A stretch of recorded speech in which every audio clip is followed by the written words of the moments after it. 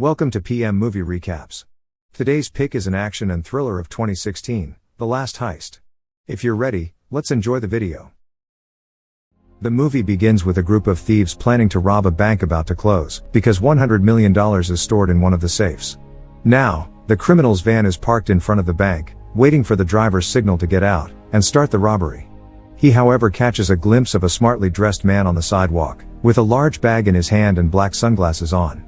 The man stops and stares at the driver suspiciously for 5 seconds, after which he resumes walking and enters the bank. The man, who turns out to be a reverend, tells the clerk that he wants to make a deposit in his safe. He informs him that the bank is closing, and is asking all its customers to empty their safes. If they do not, the feds will take their things and contact them later. The reverend doesn't seem to want to deal with the feds, and says he wants to pick up all the things now. Entering the room are Mrs. Waxman, an angry customer, and the bank manager, who tells the reverend to wait, pointing to Cynthia, the woman who had been waiting hours for her turn. The reverend walks over to Cynthia, takes off his sunglasses, and after staring at her insistently, convinces her to give up her seat to him. Outside, the thieves don their skeleton masks to avoid being recognized, grab their weapons, and get out of the van. They break into the bank, but before they tie up the hostages, Cynthia hides a phone. The robbers count the hostages, and realize that 2 people are missing from the room. The clerk takes the reverend to his safe, and the latter asks him to leave, because his things are very personal, but he says regulations don't allow him to do so. Soon after, upstairs, he hears gunshots, and the clerk runs to see what is going on. The reverend, left alone, opens the safe that contains only jars of human eyes. The man is actually Bernard, aka Window, a notorious serial killer who deprives his victims of their eyes, to give them to God, because they represent the windows of the soul. Meanwhile, the clerk catches up with the thieves, and their boss Paul recognizes him, because he is his brother Danny. Paul apologizes to Danny and pulls down his mask. He explains to the other thieves that the bank turned off the security cameras a week ago, and they take off their masks. One of them, Tracy, heads to the vault to capture the last hostage, and break into the safe with the $100 million. 2 others, Ali and AJ, take the hostages to another room and keep an eye on them. AJ discovers that Ali and Tracy want to kill all the hostages at the end of the robbery, despite the fact that Paul had specified that he did not want any victims. The 2 leave the room, and Danny asks Cynthia for her phone, and texts 911 for help. AJ and Ali re-enter the room, but Danny manages to put the phone away without being seen. Meanwhile in town, after ordering a taco from a street vendor, Detective Pascal is assigned to go check on the situation at the local bank. Tracy finally breaks into the safe, puts all the bills in a bag, and alerts Paul. She exits the vault, but hears a suspicious noise. When she returns, she sees the missing hostage Bernard, who had been hiding in the air vent. Bernard suggests that the woman let him go, because he has collected all his belongings. But Tracy is curious and checks the man's bag. Seeing so many human eyes, she stands motionless in anguish, and Bernard takes the opportunity to attack her. Tracy tries to fight back, but Bernard cuts the arteries of her arm, and says that she has only 9 minutes to live. The driver of the van, Rick, who has remained outside to watch the road, notices Pascal's police car and another patrol car approaching the bank. He alerts Paul, who hides the masks and weapons. The detective and the 2 policemen knock on the door, and Paul opens it, pretending to be the bank manager, and informs them that they are closing, and that there is no robbery in progress. The woman cannot enter without a warrant, but does not believe Paul's story, so she takes his picture, sends it to the station, and then heads to Rick's van. The driver hides the drugs he is taking, but the detective sees him and orders him out of the van. In the vault, Tracy grabs the gun and shoots Bernard, but misses because he has now lost all strength. The detective hears the shots coming from the bank and becomes distracted. Panicked, Rick takes advantage of the situation to escape. Paul opens the door to let him in. Rick tries to grab the gun to ward off the cops, but the woman shoots him in the chest. As the 2 comrades fire on the cops, Paul brings Rick inside to treat him and warns the bald comrade Briggs that it is time for Plan B, to operate the upstairs elevator and reach a secret exit. Meanwhile, Tracy bleeds to death, and Bernard cuts her eyes out and escapes. Briggs, coming down the stairs, meets AJ and Ali and warns them of Rick's situation, and the woman quickly realizes that it was Danny who called the police. After that, Briggs goes upstairs, pulls an axe out of his bag, and starts hitting the front wall to uncover the elevator. Paul goes down into the bank vault, and finds Tracy's body on the table without eyes. He warns the others that it is the missing hostage who killed her, and is now trying to escape through the air vents. Ali proposes that they find Bernard and kill him, But Paul reminds her that they do not have much time, and must take the money and escape. In the hostage room, Mrs. Waxman has to do her business and convinces Allie to take her to the bathroom. Downstairs, her partner Washington asks Paul what happened between him and his brother. He explains that they were close and happy when they were young, but then their paths parted when they joined the army in different units. Meanwhile, Allie is waiting outside the bathroom for Mrs. Waxman, but notices that she didn't come out.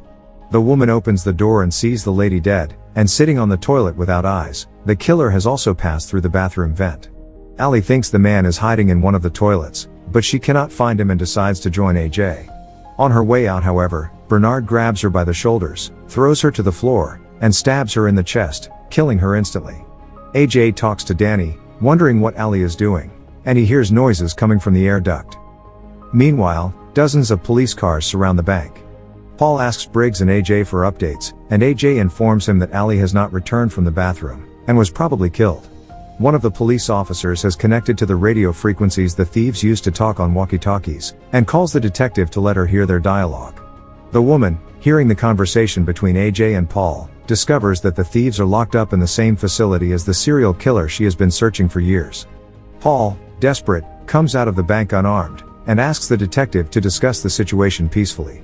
The woman agrees and asks him how many hostages and how many thieves there are in total. Paul ignores her questions and asks her to bring him a school bus and a doctor for Rick within 2 hours. If they do not, Paul threatens to shoot the hostages. The detective acknowledges that he does not strike her as the kind of person who would kill someone, even though she knows he used to be a soldier. Paul says he served in the Corps, and the woman states that her husband was also a soldier, but died from an explosion in Baghdad. The detective confesses to Paul that she does not understand why guys like him, after surviving a war, do not start a better life, instead of turning to crime. The woman then accepts Paul's proposal, and he says that in return, he will hand over the hostages to her and her team. Detective Pascal orders 2 policemen to enter through the window behind the bank, and update her on the situation. Paul returns to the bank and orders Washington to join AJ on the upper floor, and prepare the hostages. Washington convinces Danny to stabilize Rick, so that the doctor can arrive in time to treat him. Meanwhile, the detective and her boss are arguing about the simplicity of Paul's request, because they are afraid they will get screwed. Interrupting them is a large black van, from which a DoD team, called in by SWAT, emerges. The leader of the team is Sinclair, and he says he has been trying to catch Paul for years.